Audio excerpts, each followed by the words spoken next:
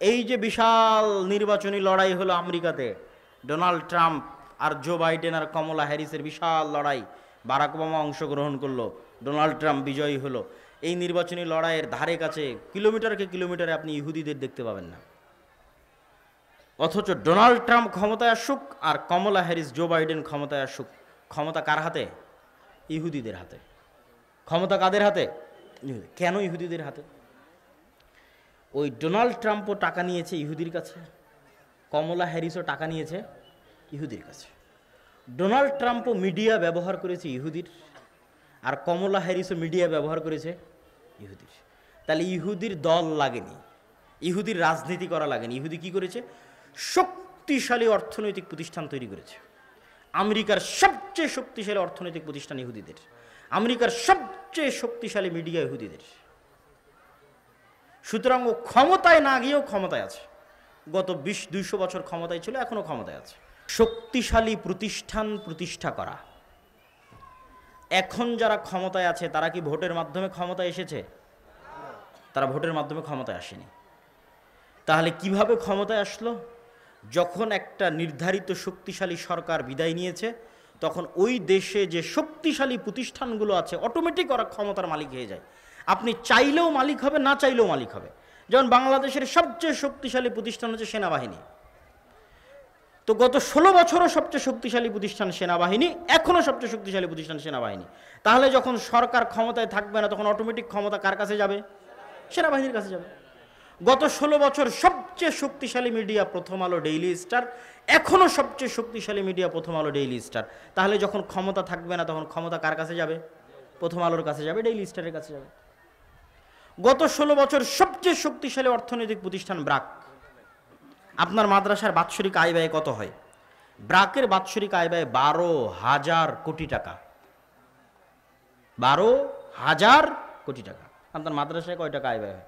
সারা বাংলাদেশের সবগুলো মাদ্রাসা মিলে ১২,০০০ কোটি টাকা হবে না, ১০০ কোটি টাকাও হবে না। ১০০ কোটি টাকা হওয়া কঠিন আছে, ১০০০ কোটি টাকা তো বহু দূরের কথা।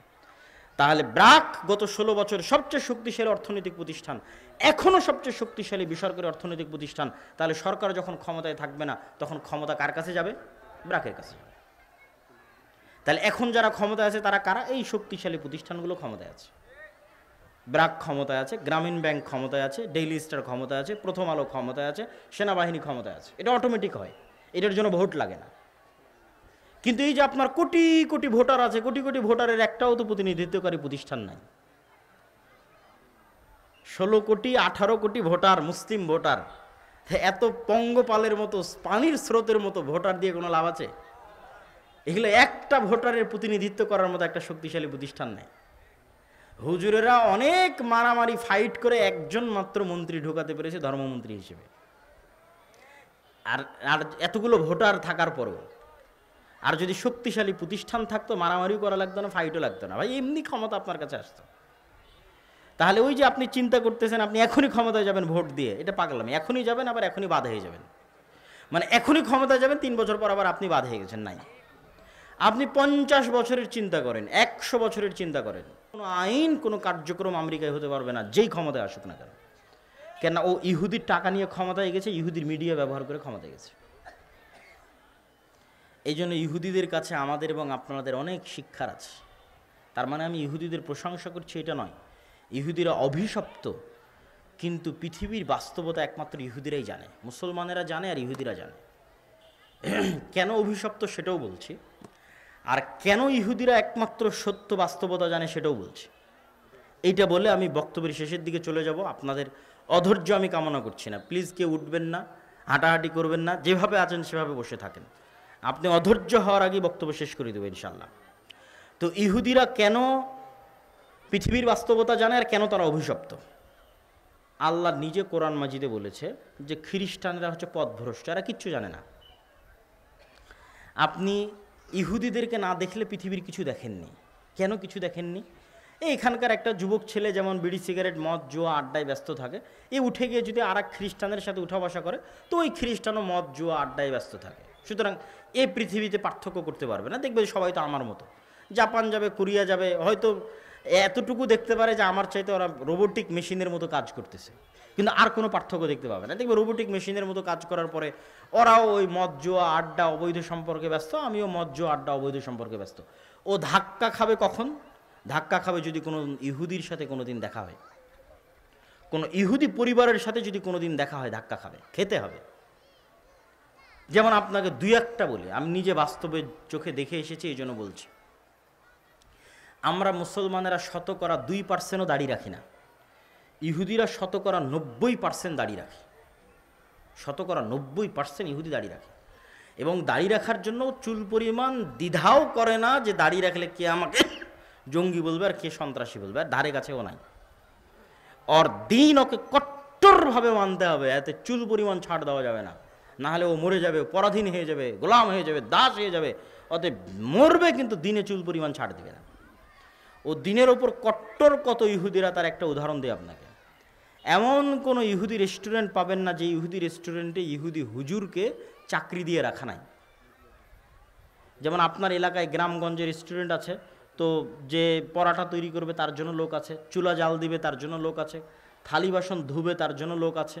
তো প্রত্যেকটা ইহুদি রেস্টুরেন্টে খালি একজন হুজুর আছে, ওর কোনো কাজ নাই। ও থালি বাসনও ধুবে না, ও হচ্ছে ওই পেঁয়াজ মরিচও কাটবে না। ওই ইহুদি হুজুরের চাকরি হচ্ছে খালি দেখবে হালাল হচ্ছে কিনা। কি বুঝলেন? দিনের বিষয়ে কতটা কট্টর ইহুদিরা, যে প্রত্যেকটা ইহুদি রেস্টুরেন্টে একজন ইহুদি হুজুরকে চাকরি দেওয়া আছে, ইহুদি রাবাইকে চাকরি দেওয়া আছে। সে বসে থেকে, চেয়ারে বসে থেকে খালি দেখবে রান্নার প্রসেস হালাল আছে কিনা। প্রথম চুলাটা হুজুর জ্বালিয়ে দিবে, ডিম ভেঙে দিবে হুজুর, মুরগি জবাই করে দিবে হুজুর, সকল প্রসেস হালাল অনুযায়ী হচ্ছে কিনা তা পর্যবেক্ষণ করবে হুজুর। এর বাইরে হুজুরের কোনো কাজ নাই। শুধু এই একটা কাজের জন্য প্রত্যেকটা রেস্টুরেন্টে বেতনভুক্ত ইহুদি রাবাই আছে। তাহলে ওর দিনের প্রতিও কত কট্টর হতে পারে, আপনি কল্পনা করতে পারবেন না কত কঠোর হতে পারে।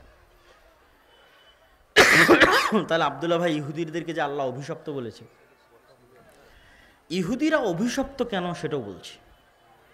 আমরা মুসলমানেরা সত্য জানি, ইহুদিরা সত্য জানে। পৃথিবীতে আর কেউ সত্য জানে না। পৃথিবীতে জাপান, কোরিয়া, চায়না, খ্রিস্টান এমনি পাগল, এদেরকে ইবলিস শয়তান পাগল বানিয়ে রেখেছে, উল্লু বানিয়ে রেখেছে। এরা হচ্ছে পশু প্রাণীর মতো, দুনিয়াতে এসেছে, খাবে দাবে চলে যাবে। ইহুদিরা সত্য জানে, মুসলমানেরা সত্য জানে। মুসলমানেরা সত্য জানে, পাশাপাশি মুসলমানেরা চায় এই সত্যটা পৃথিবীর সব মানুষ জানুক, আর এই সত্যের উপর পৃথিবীর সব মানুষ আমল করুক। আমি একজন মুসলমান হিসেবে জানি মদ খারাপ, জুয়া খারাপ। তো আমি চাই একজন হিন্দুর ছেলেও যেন মদ না খায়, জুয়া না খেলে। মানে আমি একজন হিন্দুর জন্য কল্যাণকামী, হিন্দুর ছেলেও যেন মদ না খায়, জুয়া না খেলে। এবার এই সত্যটা ইহুদি জানে, মদ খারাপ, জুয়া খারাপ। কিন্তু ইহুদি চায় যে আমার ছেলে মেয়েরা কোনোদিন মদ খাবে না, কোনোদিন জুয়া খেলবে না, আর সারা পৃথিবীর প্রত্যেকটা মানুষ যেন মাদকাসক্ত হয়, প্রত্যেকটা মানুষ যেন জুয়ার নেশায় আসক্ত হয়। তার জন্য কি করা লাগবে তা আমি করব। এই জন্য ওরা অভিশপ্ত। কেন তারা এটা করতে চায়? এই জন্য করতে চায় যে আপনি মানুষকে যদি গোলাম রাখতে চান, পৃথিবীর সব মানুষকে যদি গোলাম রাখতে চান, তাহলে এগুলো ছাড়া গোলাম রাখতে পারবেন না। আপনি এখানে থেকে উঠে গিয়ে আমার বক্তব্যকে রিচেক করবেন। আমি বলেছি আপনি পৃথিবীর কিছুই দেখেননি যদি ইহুদিদের না দেখেছেন। এখান থেকে উঠে গিয়ে আপনি ইউরোপে বসবাসরত কোনো প্রবাসীকে কল দিবেন, আমেরিকায় বসবাসরত কোনো প্রবাসীকে কল দিবেন। কল দিয়ে বলবেন যে তুমি কি কোনো ইহুদি ফ্যামিলিকে দেখেছো তোমার 15 বছরে, 20 বছরে? যদি বলে হ্যাঁ দেখেছি, তখন আমি যা যা বলেছি তা চেক করবেন। আচ্ছা, ওই ইহুদি পরিবারের মুখে কি দাড়ি ছিল? হ্যাঁ বা না, কি উত্তর দেয়। 2, ওকে জিজ্ঞেস করবেন ওই ইহুদি পরিবারের ছেলে মেয়ে কয়জন? এটা মা এবং বোনেরা শুনবেন। ইহুদি পরিবারের ছেলে মেয়ে কয়জন? যদি বলে যে 1 জন বা 2 জন, তাহলে আবার আমার সাথে রাজশাহীতে, ঢাকায় গিয়ে দেখা করিয়েন যে এমন একটা ইহুদি ফ্যামিলি পেয়েছি যার ছেলে মেয়ের সংখ্যা 1 জন বা 2 জন। পাবেন না। প্রত্যেকটা ইহুদি ফ্যামিলিতে ছেলে মেয়ের সংখ্যা 5 জন, 6 জন, 7 জন, 8 জন, 9 জন, 10 জন, প্রত্যেকটা ইহুদি ফ্যামিলিতে। কিন্তু সারা পৃথিবীতে মানুষ যেন ছেলে হোক মেয়ে হোক 2টি সন্তানই যথেষ্ট, একটি হলে আরও ভালো, এর পিছনে সবচেয়ে টাকা খরচ করে কারা? ইহুদিরা। সবচেয়ে বেশি টাকা তারাই খরচ করে। আপনি এখানে বসে থেকে ফোন দিবেন, তোমার আশেপাশে নিকটস্থ কোনো ইহুদি স্কুল আছে কিনা। খ্রিস্টান স্কুলের কথা বলিনি, কেন খ্রিস্টানেরা জানি না, ওরা তো পাগল, ওদেরকে তো আল্লাহ কোরআনে বলেছে ওয়ালাজ্জালিন, এরা পাগল, এরা কিচ্ছু জানে না। এরা ইবলিসকেও চিনে না, শয়তানকেও চিনে না। ইবলিস এদেরকে যেভাবে যা বলছে ওরা সেভাবে তা করে। খ্রিস্টান স্কুল না, ইহুদি স্কুল।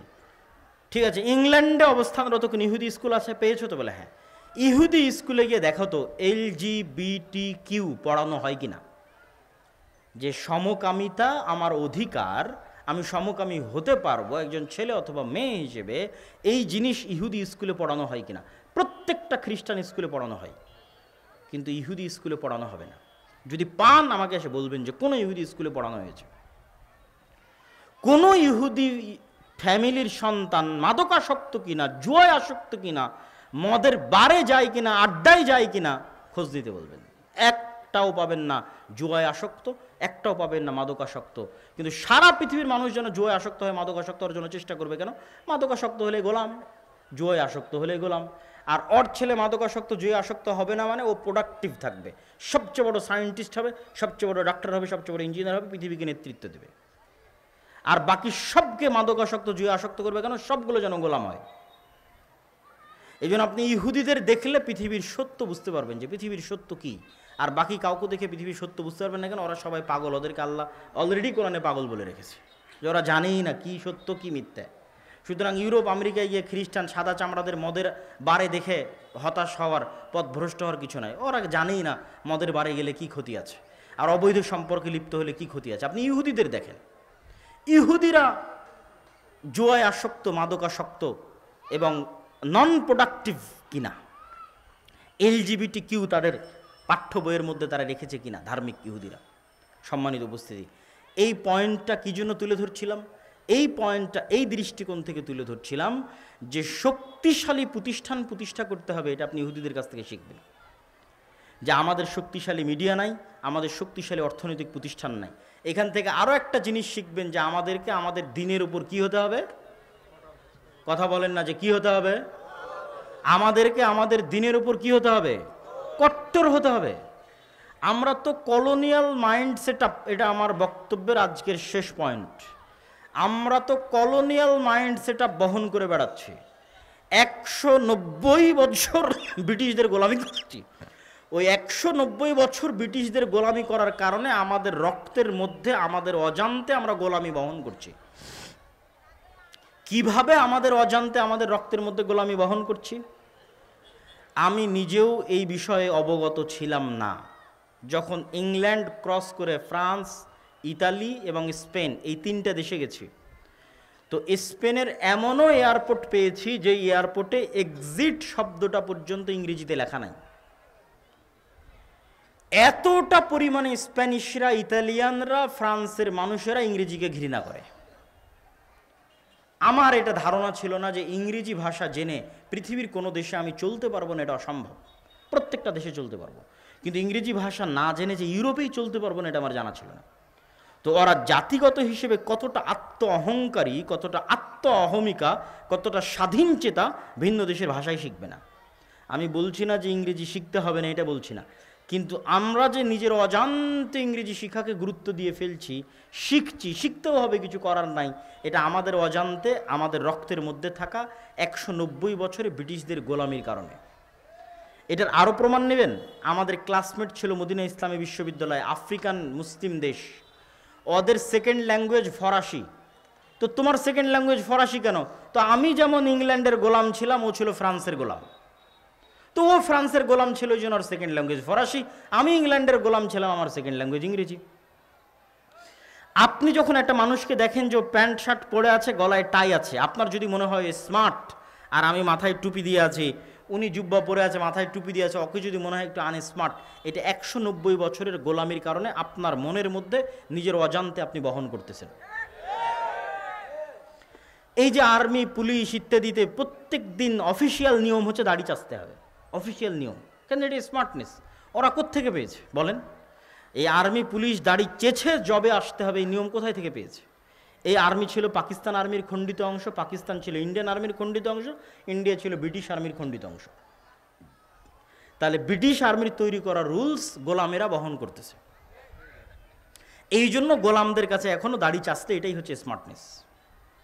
এই জন্য তাকে দাড়ি চেঁচে অফিসে আসতে হবে। এরকম আরো অসংখ্য গোলামির কারণ আপনি খুঁজে বের করতে পারবেন যা নিজের অজান্তে আপনি বহন করেন। ফলত আপনি যদি সামগ্রিকভাবে ইসলামের বিজয় দেখতে চান বাংলাদেশে, তাহলে আপনাকে দিনের উপরে কট্টর থেকে কট্টর হতে হবে। যত বেশি আপনি দিনের বিষয়ে কট্টর হবেন, বাংলাদেশ তত বেশি স্বাধীন আর শক্তিশালী হবে। কাদের কাছ থেকে শিখবেন?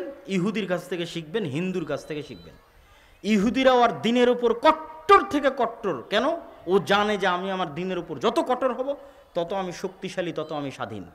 আপনার পার্শ্ববর্তী দেশ ভারতেও হিন্দুরা তাদের দিনের উপর কট্টর থেকে কট্টর হচ্ছে, আরও কঠোর হচ্ছে, আরও কঠোর হচ্ছে। কেন? ওরা জানে যে আমরা আমার দিনের উপর যত বেশি কঠোর হব, আমরা তত বেশি স্বাধীন, তত বেশি শক্তিশালী হব। তো আপনি বাংলাদেশে চারিদিক থেকে এরকম হিন্দুত্ববাদী রাষ্ট্র ঘেরা অবস্থায় আপনি যদি বলেন যে না আমি আমার দিন পালন করব না, সালাত পড়ব না, দাড়ি রাখবো না, পাঞ্জাবি গায়ে দিব না, দিনের সব বিষয়ে ছাড় দিবেন, তো আপনি অবশ্যই গোলাম থাকবেন। আপনার গোলামি বাবারকাত হবে, দীর্ঘস্থায়ী হবে। আর আপনি যদি বলেন যে না ও যেমন দিনের বিষয়ে কট্টর হয়েছে, আমি দিনের বিষয়ে কট্টর হব, আমি দাড়ির জন্য জীবন দিয়ে দিব, টাকনোর উপরে কাপড় পরার জন্য জীবন দিয়ে দিব, আল্লাহর নবীর প্রত্যেকটা সুন্নাত পালন করব, তো আপনার দেশ স্বাধীন থাকবে, আপনার দেশ শক্তিশালী থাকবে। 1 মিনিট বক্তব্যের সারমর্ম করে দিচ্ছি, আপনারা প্লিজ ধৈর্য হারা হয়েন না। আজকের যে বক্তব্য আলোচনা করলাম, এই বক্তব্যের সারমর্ম কি? এই বক্তব্যের সারমর্মের একটা অংশ পাবেন মাসিক আল ইতিসামের এই মাসের নভেম্বরে, আর একটা অংশ পাবেন ফিলিস্তিন জেরুজালেমের এই যে বইটা নতুন বের হয়েছে, এই বইয়ে ইহুদিদের সম্পর্কে, তালেবান, আফগানিস্তান সব বিষয় বিস্তারিত পাবেন। সারমর্ম হচ্ছে ইসলামকে সামগ্রিকভাবে বিজয়ী করা দরকার না দরকার নয়? একটু জোরে বলেন, দরকার না দরকার নয়? দরকার। ইসলাম সামগ্রিকভাবে বিজয়ী হলে আমরা সবচেয়ে বড় উপকার কি পাবো? নাগরিক রাষ্ট্রীয় সুযোগ সুবিধা, ন্যায় বিচার, ন্যায় পরায়ণতা পাবো। প্রতিষ্ঠা করতে হলে কি কি লাগবে? 1, ব্যাপক দাওয়াতি কাজ লাগবে। 2, কি লাগবে বলেন? সমাজের মানুষের সাথে সম্পৃক্ত হতে হবে। 3, শক্তিশালী প্রতিষ্ঠান লাগবে। 4, কলোনিয়াল মাইন্ড সেটআপ থেকে বের হয়ে আসতে হবে, নিজের দিনের উপরে কট্টর হতে হবে। আল্লাহ সুবহানাহু ওয়া তাআলা আমাদেরকে তৌফিক দান করুক, আল্লাহুম্মা আমিন। ওই প্রশ্ন উত্তর আছে, আর ওই যে মাদ্রাসাতে একটু গামছা ছেড়ে দেওয়ার জন্য। আচ্ছা, মাদ্রাসার জন্য সহযোগিতার জন্য